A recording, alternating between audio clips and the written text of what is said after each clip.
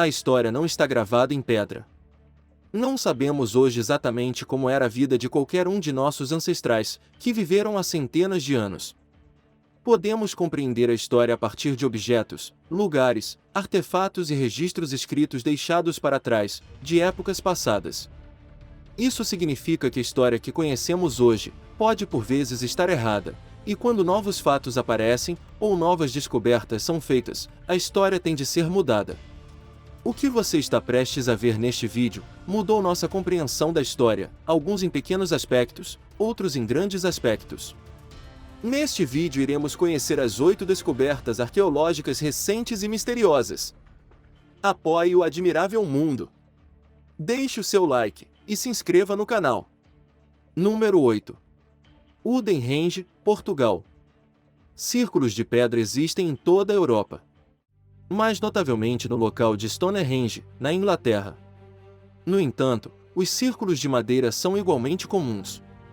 O desafio com a descoberta de círculos de madeira é que a madeira apodrece com o tempo, por isso os restos destes complexos antigos podem ser difíceis de encontrar.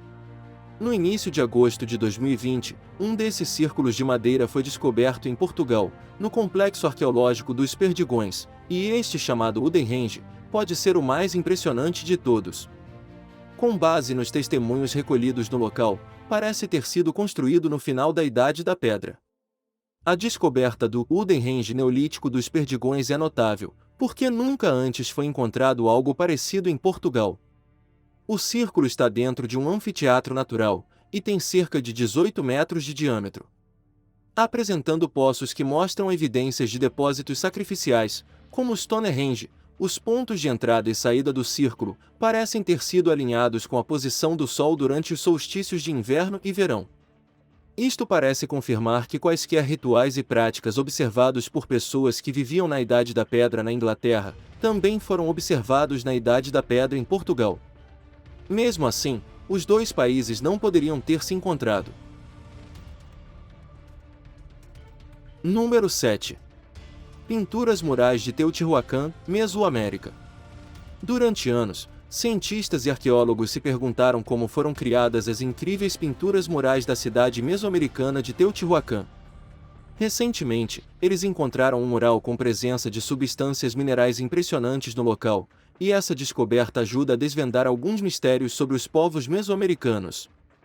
Os estudiosos descobriram a presença de minerais em um mural feito por povos mesoamericanos da região, entre os anos 200 e 350 DC, época conhecida como o auge da influência da cidade de Teotihuacan. Nas imagens presentes no painel, os arqueólogos notaram a presença de sulfato de mercúrio e dióxido de ferro, elementos que não haviam sido encontrados nesse tipo de estrutura anteriormente. O trabalho da equipe concentrou-se na estrutura do palácio no centro de Quetzalpopatl, que se acredita ter sido a casa de um sumo sacerdote ou de um grande líder. Os especialistas acreditam que o vermelho tenha sido colocado ali propositalmente, para fins religiosos, representando rituais, e consagrando os espaços e as pessoas que os ocupavam. Os especialistas afirmam que as substâncias encontradas irão ajudar a montar uma linha do tempo sobre Teotihuacan, local que já foi um importante centro religioso, mas que até hoje carrega alguns enigmas. Não se sabe ao certo como a região deixou de ser habitada, e nem se o local já teria sido a capital de um império, de acordo com os pesquisadores. Os artistas não pintaram estes monumentos de vermelho apenas porque gostam da cor, mas também para fazer uma declaração sobre o que aconteceu dentro destas paredes. O mural pode ajudar a resolver algumas questões. Número 6. Mamutes siberianos, Rússia.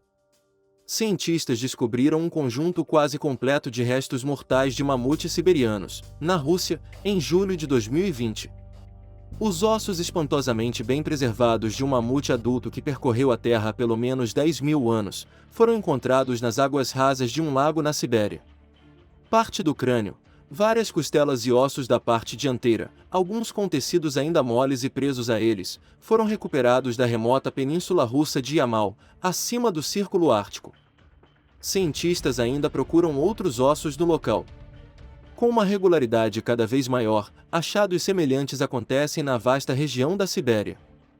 O rápido derretimento do Círculo Polar Ártico libera itens do solo há muito tempo bloqueados pelo permafrost. Análises mais aprofundadas mostraram que o mamute seria um adolescente quando morreu, e parece ter morrido devido a causas naturais. O tecido mole amarelado que ainda está preso aos ossos do mamute é rico em DNA de mamute, e esse DNA agora pode ser retirado, e muitos especulam um possível uso em experimentos de clonagem. Objeções éticas podem atrasar o projeto, mas parece que os mamutes voltarão a andar pela Terra mais cedo ou mais tarde. Número 5. Templo da Era Prateara, Índia. No início de 2020, um templo do século XI, da Era Prateara, foi descoberto acidentalmente por um fazendeiro, que estava preparando um viveiro de peixes em seu campo. Ele rapidamente contatou especialistas e arqueólogos locais, que têm escavado o local com entusiasmo desde então. Até agora, eles fizeram algumas descobertas notáveis, incluindo 2 amalacas feitos de arenito, e um poste de luz, que geralmente é encontrado na entrada de um templo. A malaca é um disco de pedra segmentado ou entalhado, geralmente com sulcos na borda, que é colocado no topo da xícara ou torre principal de um templo hindu. Eles estão mais intimamente associados aos séculos 3 e 4 do que ao 11, e nunca foram encontrados antes nesta parte da Índia. Também não se pensava que eles tivessem sido uma parte fundamental do projeto do templo, para os Pratyaras, que governaram grande parte do norte da Índia, do século 8 ao 11, e eram mais conhecidos por seus templos em estilo pavilhão, do que por criações mais complexas como essa. A descoberta deste templo pode sugerir que havia mais nos Prataharas do que pensamos, ou talvez que houvesse outras pessoas vivendo em terras controladas pelos Prataharas. Número 4. Flecha nas geleiras de Langfone, Noruega. As geleiras de Langfone, nas montanhas Jotunheimen, na Noruega, estão derretendo. Se você acredita que isso é devido à mudança climática induzida pelo homem ou não, depende de você, mas você não pode negar que é um problema. No entanto, como consequência desse problema, está uma oportunidade para os arqueólogos, que conseguiram recuperar artefatos que ficaram presos no gelo por séculos. Um desses artefatos é esta flecha de 1300 anos, que ainda está em perfeitas condições. Está em tão bom estado que ainda tem um pedaço de penacho preso a ela. A flecha foi recuperada no local descrito como o núcleo mais profundo da geleira, indicando que pode ter sido disparada por caçadores que rastrearam criaturas no centro da camada de gelo, onde provavelmente se abrigavam de insetos durante os meses de verão. A ponta do projétil da flecha é delicadamente afunilada, mas a haste era larga o suficiente para supormos que o arco que a disparou era extraordinariamente forte. Além disso, ainda estão presentes vestígios do alcatrão que foi usado para prender a ponta da flecha na haste. Nosso conhecimento das habilidades artesanais dos antigos caçadores nórdicos foi consideravelmente melhorado por este único artefato. Número 3. Círculo de Pedras de Mzoura, Marrocos. A seguir, temos o Círculo de Pedras de Mzoura.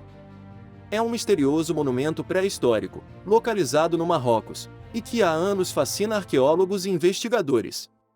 O círculo consiste em 168 pedras monolíticas, dispostas em um padrão circular, com a pedra maior medindo mais de 4,5 metros de altura.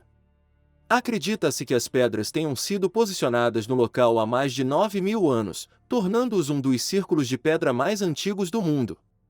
Apesar da idade, as pedras estão notavelmente bem preservadas, com entalhes e gravuras intrincadas ainda visíveis nas suas superfícies.